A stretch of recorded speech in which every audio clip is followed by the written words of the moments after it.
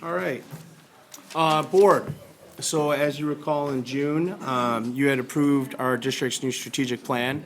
And in moving forward and continuing our next steps, we plan for this first try at reporting on the status of all of our buildings by having them present to the Board of Education, with the district's level report coming next month at our December board meeting, all right? So this evening, we have with us, as you'll see guests here, we have our building principals and their lead representatives from their school leadership teams.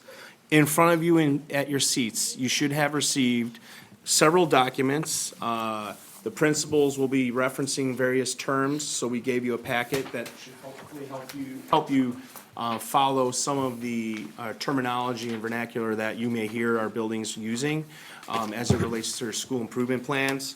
In addition, you were provided just a quick cheat sheet to the overall priorities of the district's strategic plan, just so that you can easily reference back and forth between the references that our buildings will be making. And then lastly, there's a document here that's used at one of our buildings. The principal will address why they use this and how they use this to center some of their work and decisions at their building level. So tonight is going to be the higher altitude plan and summary of all of our buildings and their work that they're focusing on, the strengths as to what they've identified, celebrations, if you will, and then they're also going to identify areas for growth, and then the steps and actions that they're taking to address those. Our intent is not to be duplicative. So at the December board meeting, you may hear our presentation about just the overall district be a little different, so you're not feeling like it's just a regurgitation of what you heard at this board meeting. And we'll also have a little more centered focus on the district's dashboard, as that's been part of our conversation this semester as well. Okay? All right, so then without further ado, what we're gonna do in order is we're gonna have Batavia High School present, then Rotolo Middle School, then our 6 elementary schools will present, and they will go in alphabetical order. All right? Each presentation should take anywhere from 5 to 8 minutes, and then board, if you have questions about something you saw, please feel free to ask away. All right. All right. Good evening. My name is Joanne Smith, and I am the proud principal of Batavia High School.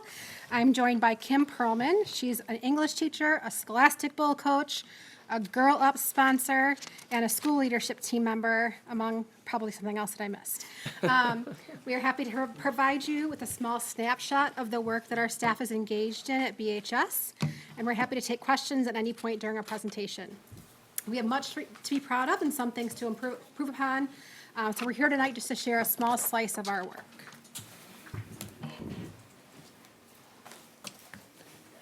So if I turn that. Oops. Okay, there we go. All right, so each school in the district has a team of leaders, including teachers, related services staff, and administrators. Their job is to oversee school improvement and student achievement. The teachers and related services staff are selected by their peers to serve on SLT. We meet 1 to 2 times per month outside of the school day, and our SLT members serve as leaders in all areas of their jobs. The BHS SLT team specifically is made up of 18 staff members. As you will see in our next slides, we're digging into school data on a regular basis to identify the needs of our students. One of the tools that we use as a team when reviewing data is our equity traps card, and that's in front of you. We laminated it for you. And this card serves for us as a team as a reminder as we look at data to avoid some of our biases. Additionally, the traps help us avoid using a deficit model when reviewing data. We want to look at our students' assets versus looking at their deficits. During the summertime, our admin team also developed a structure for school improvement planning, and our SLTs have all been hard at work this year developing and implementing these plans, and we're excited to come here tonight to share this work. So Batavia High School, you'll see our goals up there. This year, though, each school in the district is selecting 2 to 3 school improvement goals. One goal is aligned with our BPS strategic priority number 1, and one is aligned with priority 2. Our first goal at BHS is directly aligned with student achievement. As you may know, the state of Illinois accepted a contract with ACT, which is a change for all Illinois high schools. For the past several years, our students have taken the SAT suite of assessments. So while this is a change in test, the good news is that our curriculum is aligned with the Common Core standards, and so is the ACT. So while these targets that we have up there are approximation based on previous performance and alignment to the SAT, we will definitely be learning and growing this year as we adjust to as we change course to the ACT. Our second goal is based on our school leadership team's data dive. Our low-income population makes up a little more than 20% of our total school population. We know that we have a gap in some areas when we compare our low-income students to our non-low-income students. This is true especially in the areas of activity participation, attendance, and achievement. This goal is one that if we do well and implement it well, we could begin to close that gap. While there is no way this is a one-year goal, we hope to begin to chip away at some potential barriers.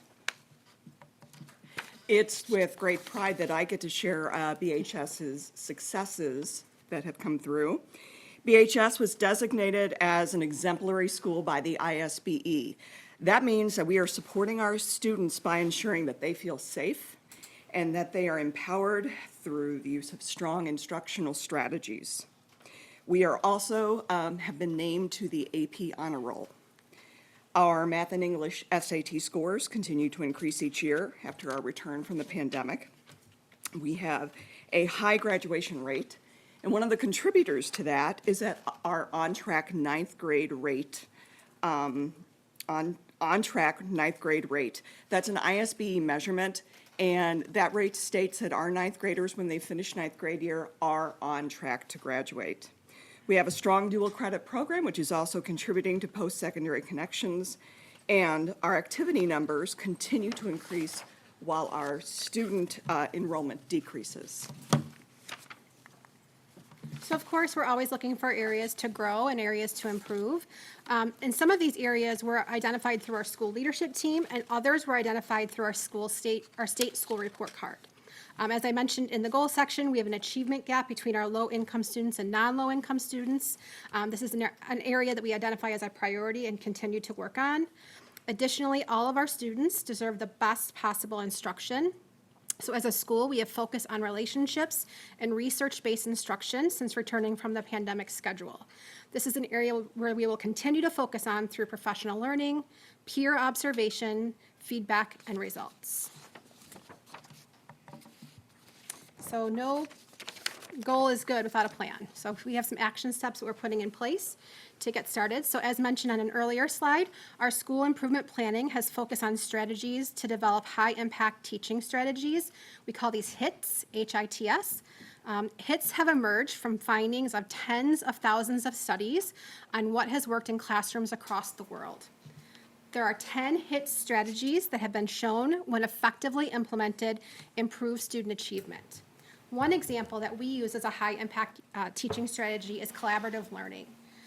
This strategy goes far beyond what students just working together in groups. It focuses on students working dependently and interdependently to learn and develop a good understanding of essential learnings of each course. Our second goal, the priority goal for 2, is to identify and attempt to break down barriers that keep our low-income students from participating in extracurricular activities. I think our 4 student ambassadors highlighted it better than even I could have. The depth and the breadth of what our students can do and will do when they're given the opportunity. So you may be wondering why SLT would focus on extracurriculars.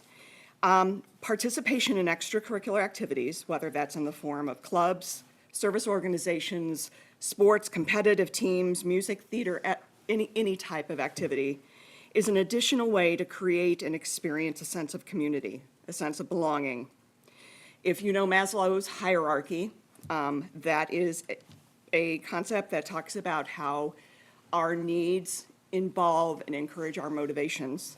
Maslow talks about the needs progressing from the bottom of the pyramid up to the top. It starts with physiological needs, moves to safety, then it moves to love and belonging. Once you have love and belonging, you can achieve esteem. Esteem deals with respect, self-esteem, status, recognition, strength, freedom, and from there you get self-actualization, which is the desire to become the most from one that can be. And as a teacher, That's what I want for my students in the classroom, for them to be the best they can be. And I know every single teacher in our school does the same.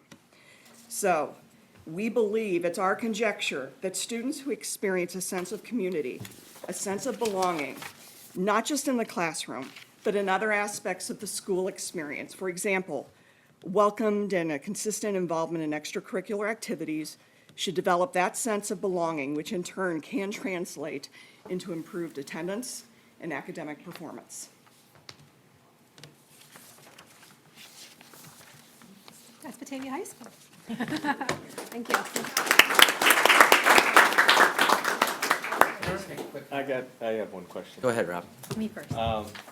Just, can you comment on, like, for the low-income students, have we asked them their feedback on what's preventing, what the barriers are? That's a great question. So that's part of our work with the equity traps. I think a lot of times we try to create stories about why, and the real answer is to talk to our students. And so our SLT is working through a process to look, we started with this really big global data about all of our students, and we're kind of breaking it down into that student experience, and that's our next step is to interview students and figure out what those barriers are.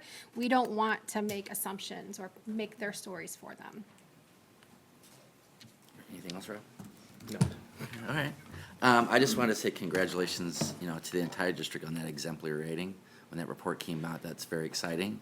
I think, like Tom said, it's not just a bar you hit, it's in relation to your peers, if I understand it correctly. You really don't know until that comes out, so that's very exciting. It says we're doing a lot of good things. Just a couple of things I want to say. You talked about dual credit AP courses. We really do have, I feel like, a really robust program. I have a daughter who's a freshman at Missouri, and she has entered she's basically a second-year sophomore right now because of all her credits. I know Emma was pretty ambitious, but there are those opportunities, and we all know how much college costs.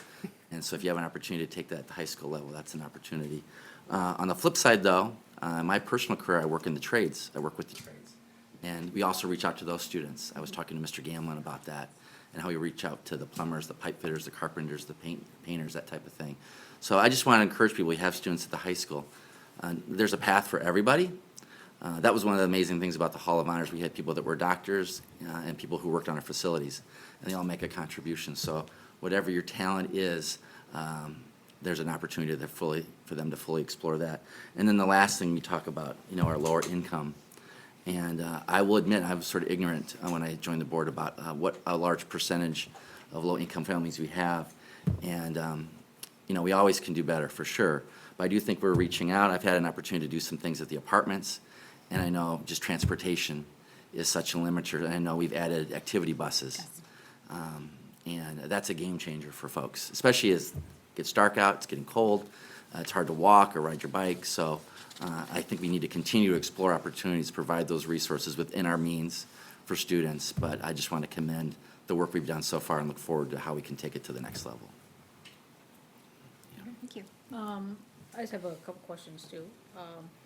And I apologize if you mentioned it, but what's the percentage of students that are involved in activities? So I have the breakdown of the difference right now. I didn't have the overall, but our non-low income students last year, we had 82% of our non-low income students participate in some sort of activity, and 50% of our low income. So there is that gap that we're trying to close. And then, as far as research-based education, so is all classes going towards research-based, or are you still keeping some, is it evidence-based, or?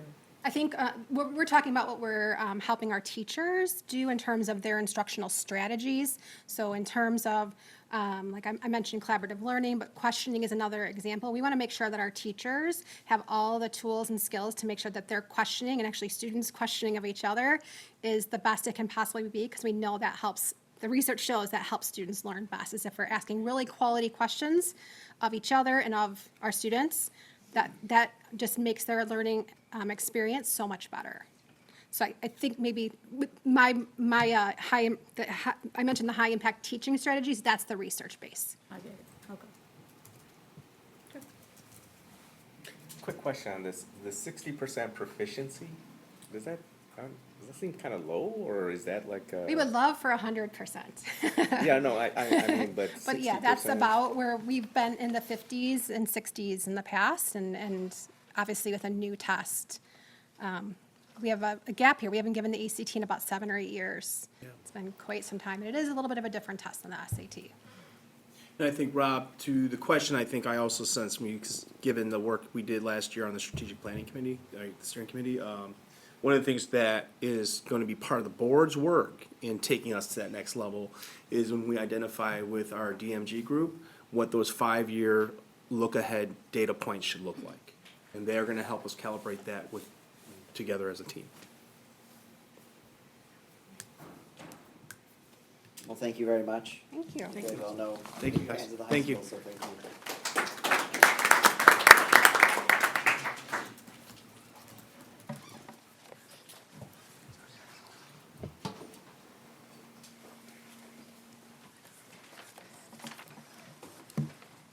All right, good evening, everyone. I'm Tara Pytek. I am the principal at Rotolo Middle School. This is Kelly Bennett. She serves on our SLT, and she is also one of our instructional coaches, so she helps create sort of that professional development world that we function in our school every day.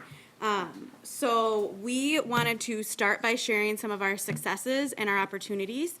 So currently, our math proficiency rates have gone up. We're at 67 to 81%, depending on what subject or grade level you're looking at. So that is a wide range, but it varies based on grades or the content area that you're looking at. We've also seen a decrease in our classroom disruptions reported to our dean's office by 33% for first quarter. Our CHAMPS look-fors are up by 72% in our fall walkthroughs. And we have seen a decrease in almost 4% in our chronic absenteeism. I would have to give a ton of credit to our staff for really embracing our CHAMPS work as a building, having clear expectations in our classroom, having clear expectations in our general areas in our building has made a world of difference in how our students function in our building and what they understand to be their model of what it means to be a good student in their classes. So we've already kind of buckled down on doing some of those things, and we're already seeing the impact of that, so that's fantastic. And they've really put in the work to make that happen. So, of course, we have opportunities as well. Our growth goals for MAP are pretty inconsistent depending on if you're looking at different subgroups, different grade levels, and we'd like to see more of a consistent change and more consistent follow-through and growth with all of our students. Also, all of our staff are engaging in the process of onboarding our new staff. This year, we had the opportunity to bring in 17 new people, and for a building that has averaged about 2 or 3 new staff members a year, moving to 17 has been a very awesome opportunity for us because it gives us a chance to not only get new ideas from those new staff, but also re-examine some of the things or the ideas that we have just always done and kind of see to make sure that everything that we do makes more sense as we're kind of explaining those processes to new people. Some things come to light as opportunities for us to change. We also need to continue to develop our capacity for CHAMPS. Although our teachers are really embracing it, we've truly only been fully implementing it for about a semester. And so we are excited to see what happens when we continue to build that capacity. And then, of course, closing our gaps for subgroups with academic and behavioral goals. That's always something that we need to look at and make sure that all of our students are being served regardless of what different subgroup they might fall into to make sure everyone has an equal opportunity in our building. Okay, Tom, I missed it. Could you define what CHAMPS is, because we're using that term a lot? I could read it here if someone else wants to. Yeah. Is that okay? So CHAMPS is a program that sort of gives our teachers an opportunity to have expectations in their classroom. And so the look-fors that we're talking about are different indicators that that's happening, visual indicators in the classroom. So an example would be like visual signals to get students' attention, having different voice levels in the classroom that students can respond to. So if I say our class is at a 0 right now, you know what that means. And then if I say we're at a 2, you know what level of volume I'm expecting from you instead of just hoping that a 2 means I'm talking at my normal volume level. So it kind of creates this overarching expectation programming for our students and staff so that everyone kind of understands what school should look like, sound like, feel like, no matter what place you're in our building. And so when students move from elementary to the middle school, they go from having 1 or maybe 2 teachers that they see throughout a day, and they're moving into a new building where they have 7 to 8 different expectations throughout their day. And so we've really found a need to make that more consistent for our students so that those transitions are easier. And so this program is a research-based program that gives us that opportunity to kind of structure some of that work. Thank you, I didn't mean to interrupt her site. No, training. you're fine. Thank you. All right, so our SLT met over the summer, and we did a huge data dive into all of the data that our school could provide as far as successes and struggles that we're having. And our SLT decided that the main goal that we would have would be an academic goal this year, because after all, that's why we're here. And so we decided on doing 70% of all of our students will meet their growth targets for math and reading. Then we also decided a long-term goal for us is that 100% of our students should meet their growth targets for MAP, but for this next year, our goal is 70%. So when you're looking at our growth targets from last year, you see that we have math is at 65.59, and then reading's at 54.54. So we know that that's a lofty goal, but our SLT felt that that's what's right for students, and that should be what we shoot for. And so while there is a lot of work to do this year, they are buckling down in different ways to make sure that that happens. But we've decided 70% was what we were going to shoot for because that's what our students deserve. So then their next job was saying, how do we get there? And we broke it down into 2 categories that line up with our 2 priorities. So our first priority, priority 2 for our first goal is to create that equitable learning environment for our students. That's what I was just explaining with the CHAMPS work that we're doing. We want to make sure that our students feel engaged and belonging in their classroom and that they have academic success that's visible to them and that they understand what they're doing. Our metrics for that are we're going to look at our CHAMPS data, so we want to increase that by 25% for this year. So that's when we go into the classroom. We want to see the visuals more often in the classroom to make sure that everyone's consistently following our plan. We also had a goal of lowering our classroom disruptions. I took the percentage out because originally our SLT decided that we wanted to lower it by 25%, but we have already seen a drop of 33% in our first quarter.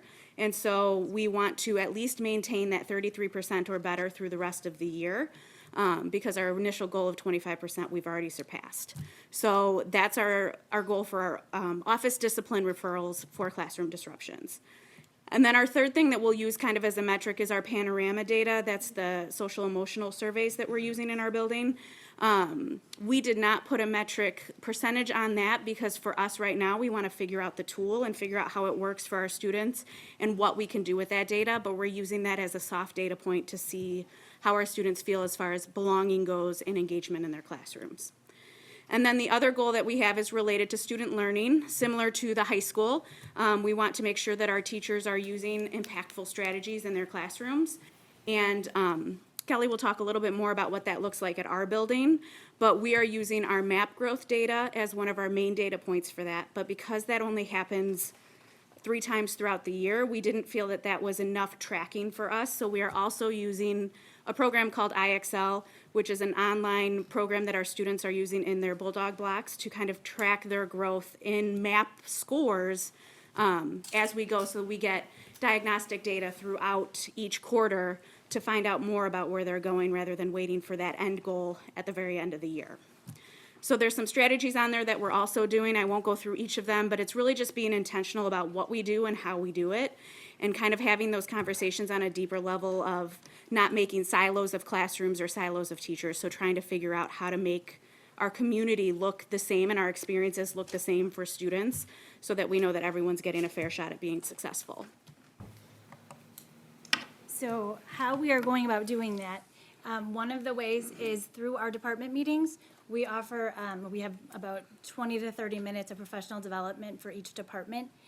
They get consistent, every teacher will get consistent presentations or information, but it's delivered in small groups.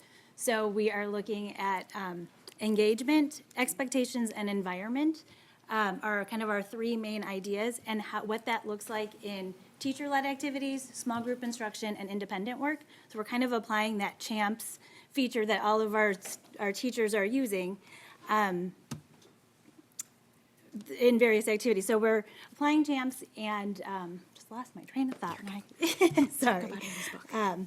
And one of the ways to support that is we all have gotten the book, Visual Learning. So that's our research-based Tier 1 activity or Tier 1 strategies that we are going to be using to help each department. So what does that Tier 1 look like for math departments, for science departments, for social studies? What does that look like to keep students with our high expectations in our environment and engagement?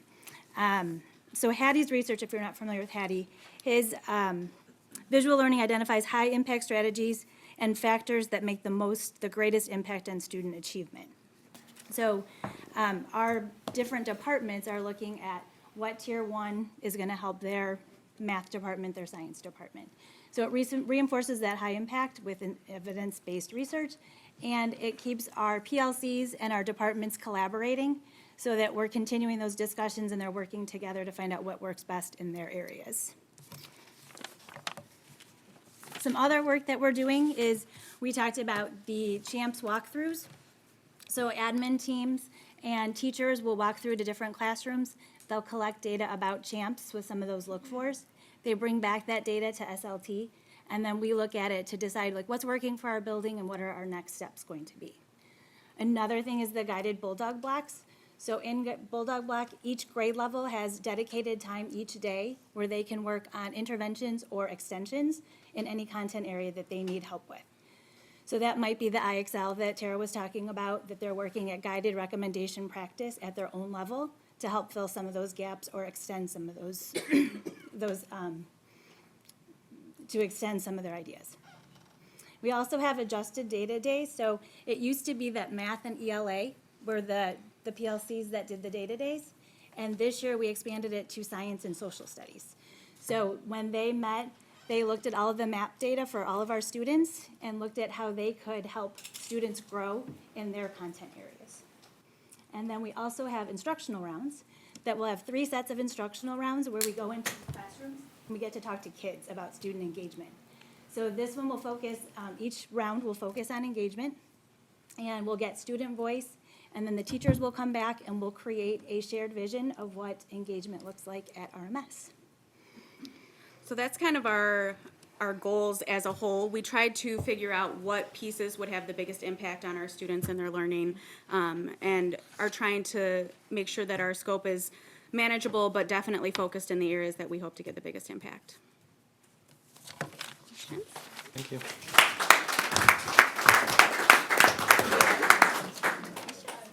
We got some questions. We got questions, don't run away. You're not off the hook. Clap We were you just out trying to there. honor your time. That's all. Oh, sorry, I thought you were gonna go first. So, just so, the tier 1, so you said, it'll be individualized per, like, class, so like math, like 6th grade math, tier 1 will all have the same, and then like social studies will have a different, maybe tier 1 to meet their, is that what you're saying? So there's so many different instructional strategies that we can use, and we know that just because something is highly effective in math doesn't necessarily mean that it translates perfectly into like social studies or ELA. And so we're presenting our staff with a variety of choices to kind of work within, and then they can find the ones that work as a PLC for their content area, to make sure that it matches the type of skills that they're trying to work on in their class. And then for the instructional rounds, who conducts, or who's going to conduct those? Will it be like the instructional teacher or coach, sorry, and that, or will it be like? It's this one. She leads all of our instructional rounds, because she's fantastic at it, so why would anyone else? But she does all of our instructional rounds with our SLT and TL members, as the teachers who go into the classrooms. But we also have been trying to expand that to include different members of the PLCs to get to see each other as well. We think there's such a benefit from learning in other people's classrooms and watching other people teach. And so she's been trying to find ways to expand that and make sure that it includes a larger, broader group of people, because teachers learning from other teachers is far more impactful. And is there only one instructional coach at this time at RMS? Yes. I'd love more if you want to give me more. Okay, I'm done. Thank you. I think you kind of answered my question, which was, I love the adjusted data days. But a big component to me there would be, what are the lessons learned and how we're communicating those. I think you kind of touched on it a little bit there, so. But I guess I'd be an advocate, and this goes probably for the elementary schools too, is as you guys are improving and looking at data, making sure you're sharing that with your colleagues in other schools as well, so. Yeah, the last step of every data day is coming up with action steps, and we always make sure that those are shared and they get brought back to SLT so that we can share them with our different TLCs and teams. And I'll have just one comment, it's kind of for all the presentations. So, a kind of a common theme we've had since I've been on the board is transparency. And sometimes I feel like we talk a lot of things besides like academic achievement or how we're succeeding. And so what I'm loving about this is, I will say, I know it probably takes a little bit of courage in front of the whole community and say, well, here's how we're doing in some areas, and we're not doing as well as we would like. And so here's the steps we're doing to get better. And I'm assuming this is going to be a regular annual event, or maybe it isn't. But I mean, when you're setting a goal, Let's see how today goes. like, oh, we're going to That's come part of back the again. strategic plan. Minimally 2 reports a year, minimally. There you go. I thought that, but then I saw a few faces like, okay, maybe it isn't. But this is accountability, because we're going to say our goal, and then we're going to come back and say how we're doing on our goal. You know, always learning, always growing. And so the way I view this is, it's not a gotcha. Everybody in this room is working together to try to achieve these goals. And so I appreciate the transparency of saying, you know, we're here, we want to get to here. Because I know sometimes we'll take a step forward, we might take a step back, we'll try different things. But I just want to say to all the buildings, thank you for this chance to hear your goals and how you're progressing, so. Thank you. Anyone else? Okay, thank you.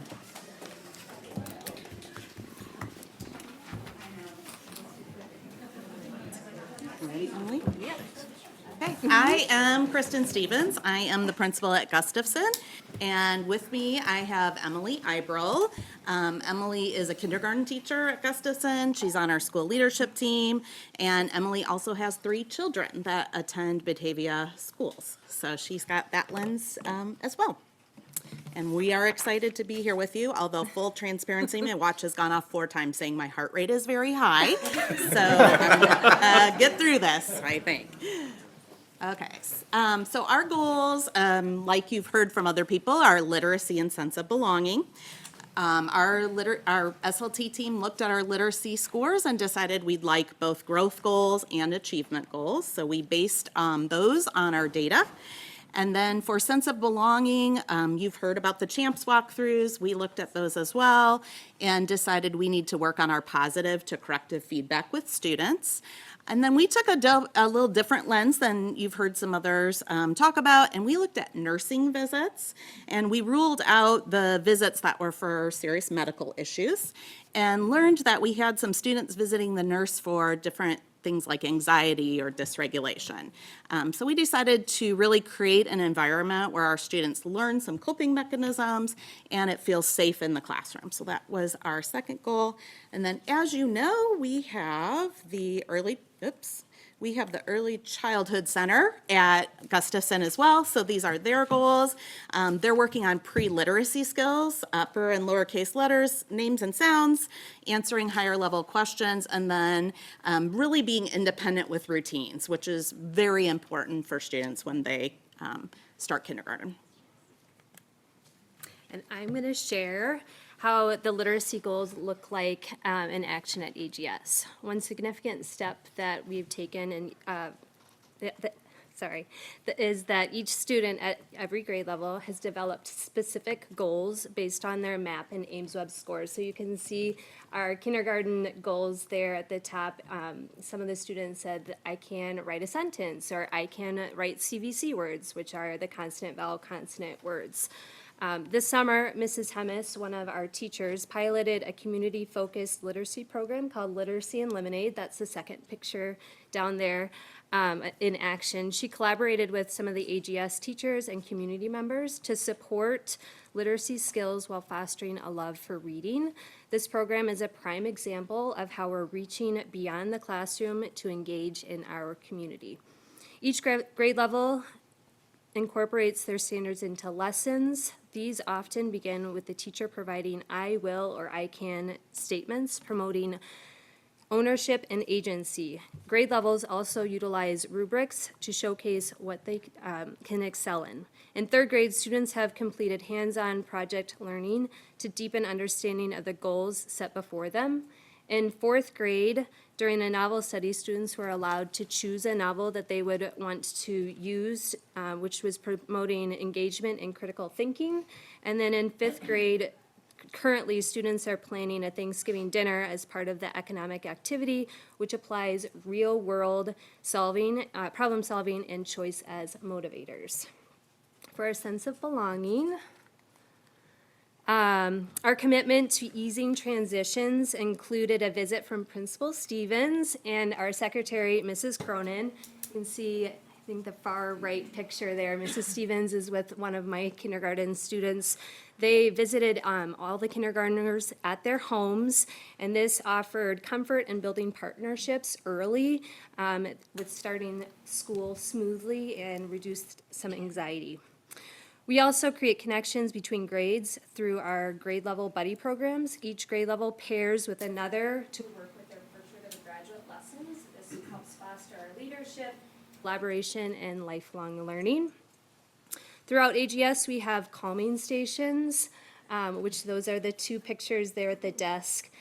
These areas are not just in the classrooms, but they're also in our specials and our multi-purpose rooms. These are inviting spaces to help students manage their stress and anxiety by using strategies to self-regulate without needing to leave the learning environment. I feel like I need that right now.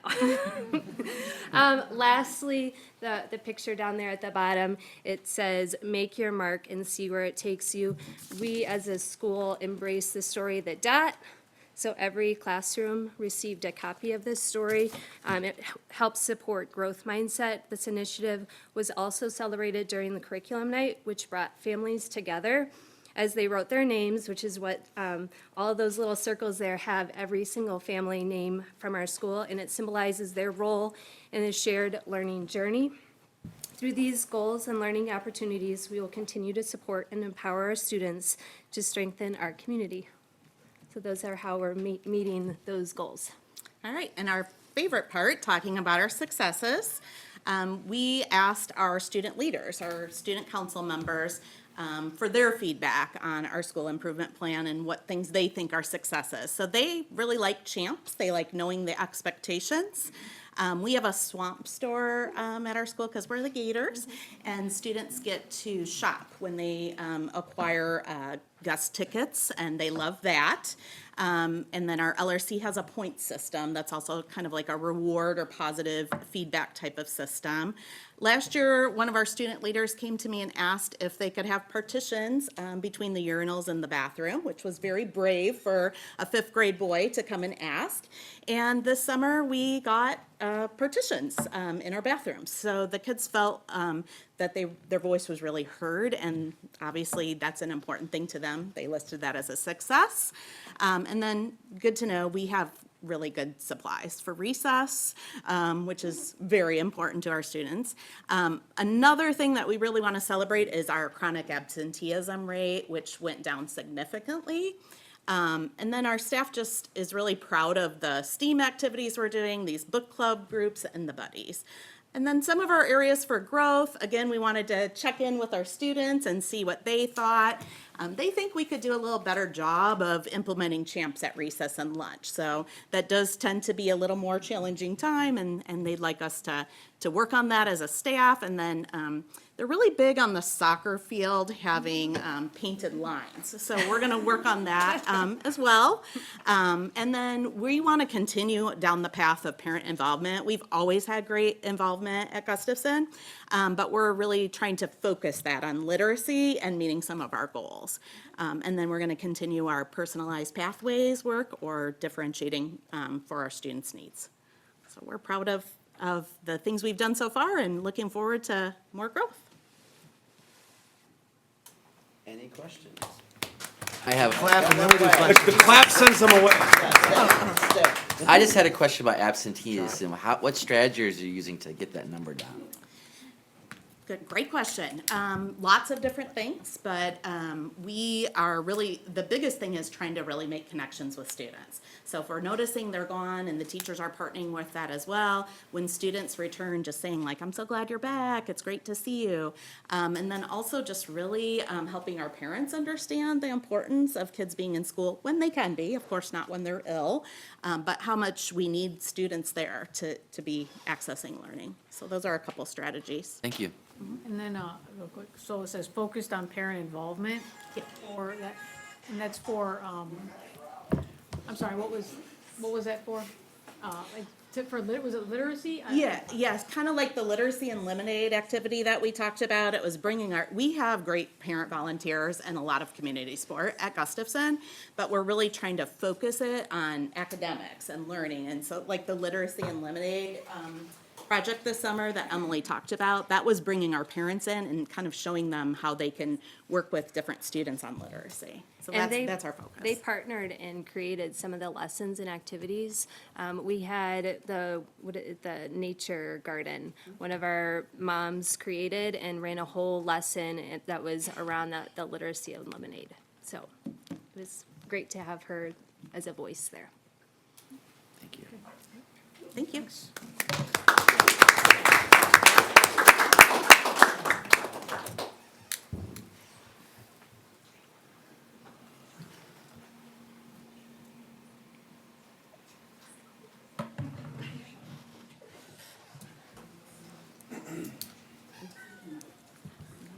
All right. Good evening, I'm Jeff Modeff, and the principal of Grace McQueen School, and I am here with Ashley Manthai, first grade teacher and school leadership team member, and we're excited to share with you the school improvement plan for Grace McQueen. We're going to start with school successes, and we think that we are grizzly great. And as you can see here, the magic number this year and last year was 81%, so that makes it easy on me to remember these numbers. So for math, we were 81% of our students were proficient. In ELA, 81% of our students are proficient. And if you look at the one specific question on our SEL survey about feeling a sense of belonging, it was also 81%. So we're really proud of all the work that our staff and our partnerships with our parents are doing to achieve those numbers, like I said, this year and last year. We're even more proud of some of the graphs you see at the bottom of the page, which shows trend data over the last 3 to 4 years. And as you can see, you don't need to read the fine print. Obviously, that's difficult to see, but you can see that the picture creates that you can see an upward trend both in proficiency and growth in reading and math over the past 3 or 4 years. So when we look at our school improvement goals, because obviously there's things that we need to get better at, we're focusing on literacy and sense of belonging. We know that we make a better commitment to some key ELA instructional shifts, that our students will grow in the area of reading, and that's in alignment with Strategic Plan Priority 1.1. We're looking to get that number from 56.7 to 60% by the end of this school year. And who knows, since the magic number is 81, maybe 81%. For the goal of sense of belonging, we're focusing on making sure that all students feel valued, respected, included, and safe. That's in alignment with Strategic Plan Priority 2.3. And again, through our work so far, we're already at 77% of our students surveyed responding favorably in all questions on sense of belonging, which is great because that is hitting that 90th percentile for sense of belonging when comparing us nationally to other schools.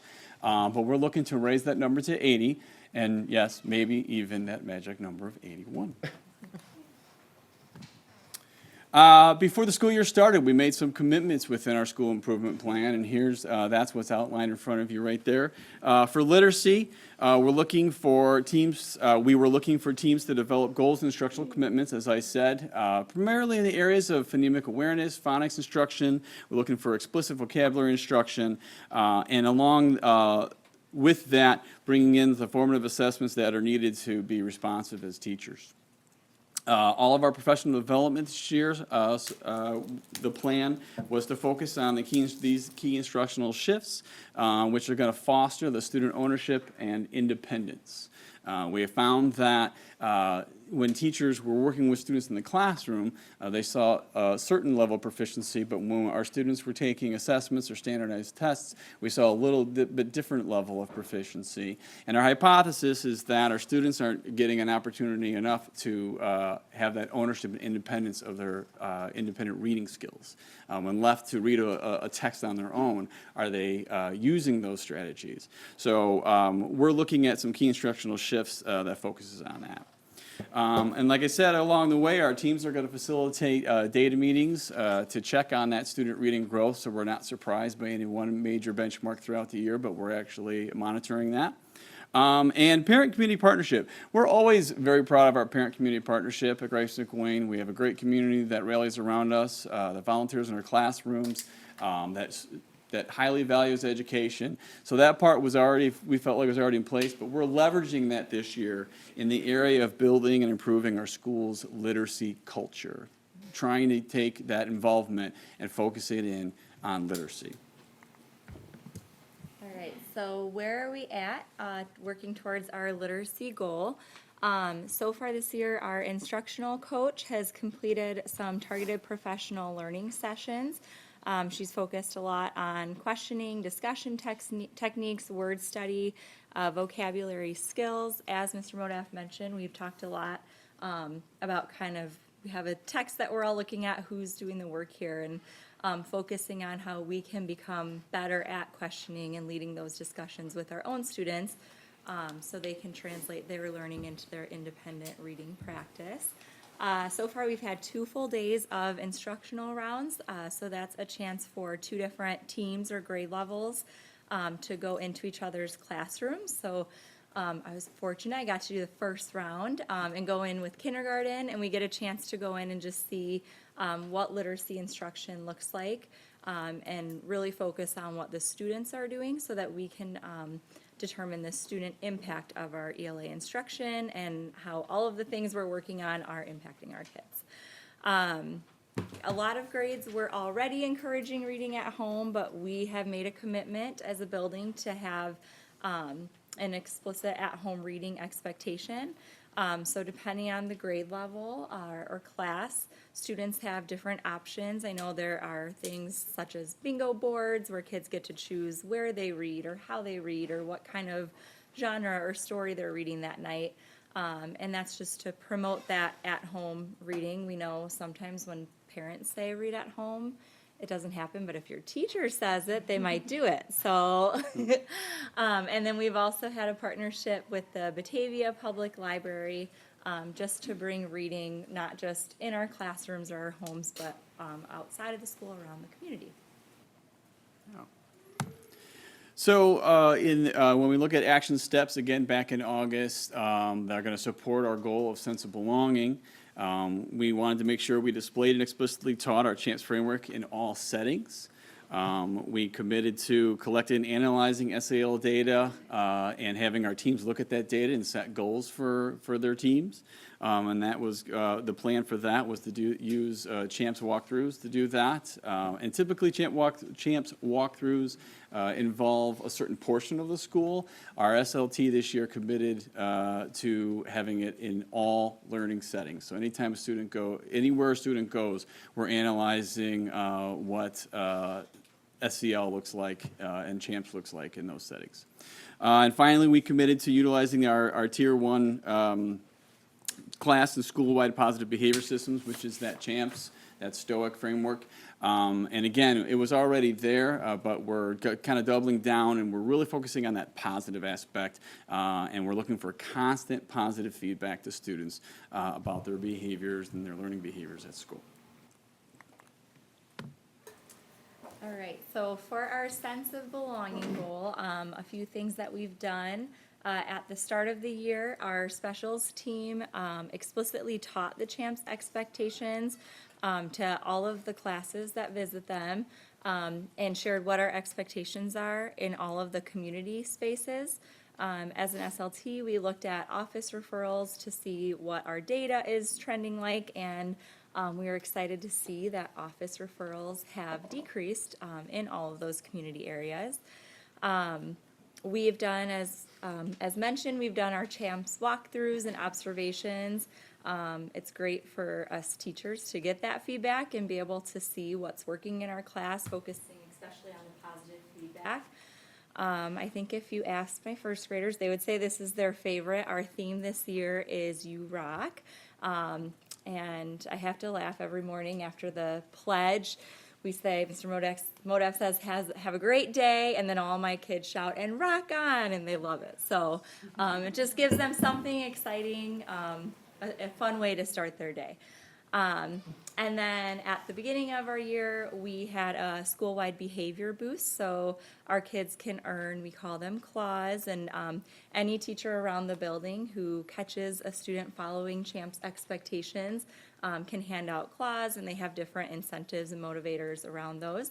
So we've already done one of those at the start of the year, and then we're gonna have a few more as the year continues.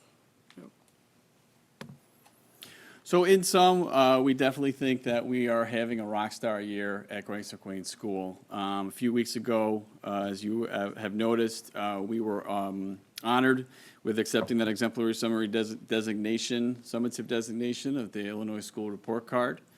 And our students, if you talk with them, report that they feel safe at school. They feel like they have trusted adults in their teachers inside their classroom around the building. One of our new students said, I love my teacher. The students are nice, and the principal's pretty great, too. I love this. I was present during that comment. Probably kind of had to say something. No influence on that. How about the principal? He's good too. We are continue to be proud of our high levels of proficiency with NWEA and MAP and IAR assessments as we started this presentation. What's really cool is the instructional coach, Laura Foote, and I have been purposely going into classrooms and making observations, and we are noticing these instructional shifts that we focused on, that we've done PD on. We're noticing those in the classroom, and teachers are reporting that they feel like it's making a difference. And then finally, talking to our parents, they're also reporting that there's more reading happening at home. Kids are feeling encouraged to go visit the library more and get involved with some of the programs that we've shared with them and encouraged them to go be a part of.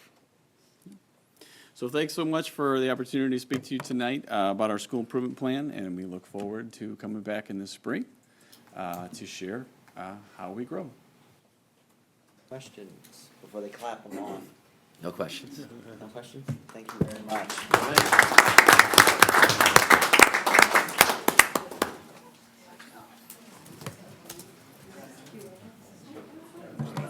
No. Okay. All right, good evening.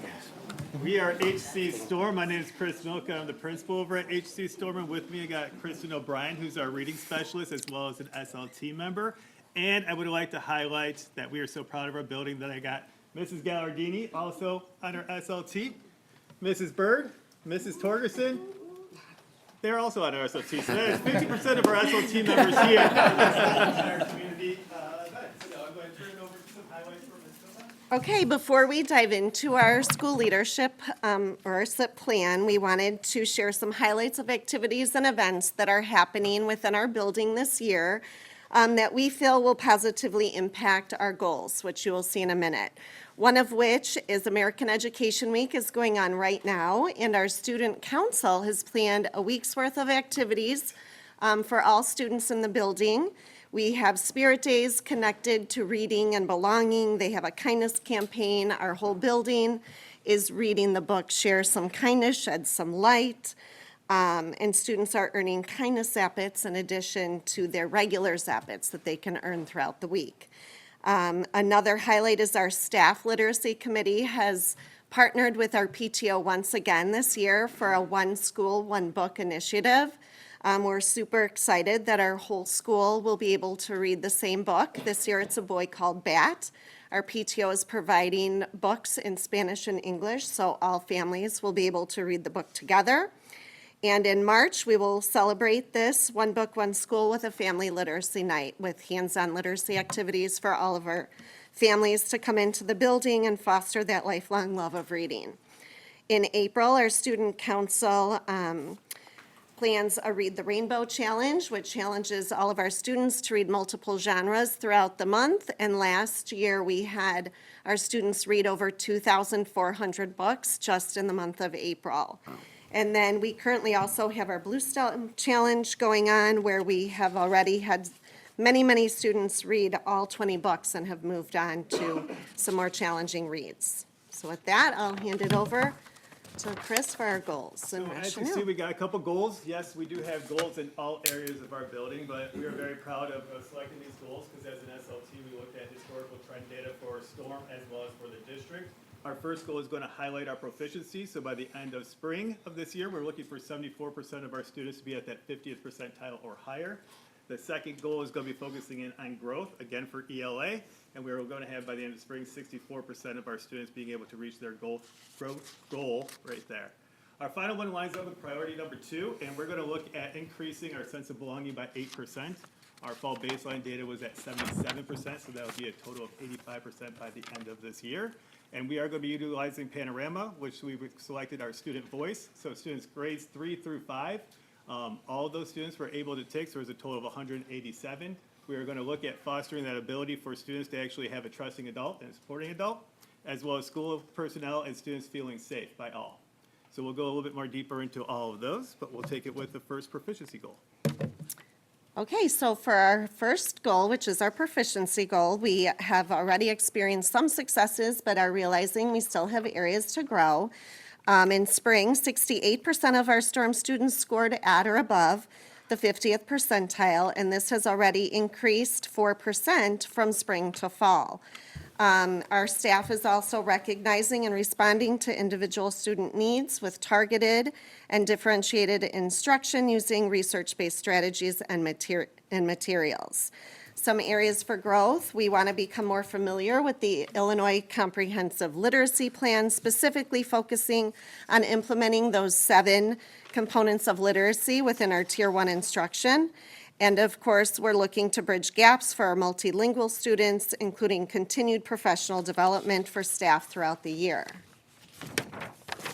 For our growth goal, last year, from fall to winter in 2024, we saw 53.06% of our students meet or exceed their growth goal. And with fall to spring, we saw fall to spring 2024, we saw 61.24%. We noticed that a large amount of our students maintained knowledge from the previous year, and this is the highest in recent years. So we feel like students are really hanging on to their learning and, projecting forward from year to year. We also saw a 23-24 focus on math that had significant gains with similar whole building efforts that we're putting in place for ELA this year. So we're hoping and anticipate to see similar results in ELA. Continued areas for growth include continuing to enhance our Tier 1 and Tier 0 instruction, focusing on Tier 2 and Tier 3 response, or responding with instructional strategies, and then focusing on our subgroup populations that have historically been discrepant with academic performance. So we have many action steps that we put into place. We are looking to have ongoing professional development, implementation, and reflection, focusing on high-yield instructional strategies and that Illinois Comprehensive Literacy Plan. Teachers are working on opportunities for students to build stamina in their reading through reading longer passages. So just that skill of reading and responding to longer passages in a digital format, that continues to be a challenge. Teachers are staying data focused and having responsive conversations beyond their PLC scheduled time for all students and subgroups, and student developed goal setting continues to be a priority. That brings us to our last goal about fostering that sense of inclusion and belonging. Our fall benchmark of the 77%, when you compare that to national norms of the schools that participate in the Panorama Survey, it would actually places us at HC Storm at the 99th percentile. If we just compare that 77 baseline over to non-urban schools, that places us at the 90th percentile. And when you break it down a little bit, you got a couple of the questions that students feel a little bit more positively and favorably to over there. But one area that we really want to grow on is when you break out the 5 questions from the student perspective, we found that student relationships was the one that they rated the lowest. So that's going to be some of our forward moving and some of our action steps. So again, we are going to foster that relationship building and actually model it between student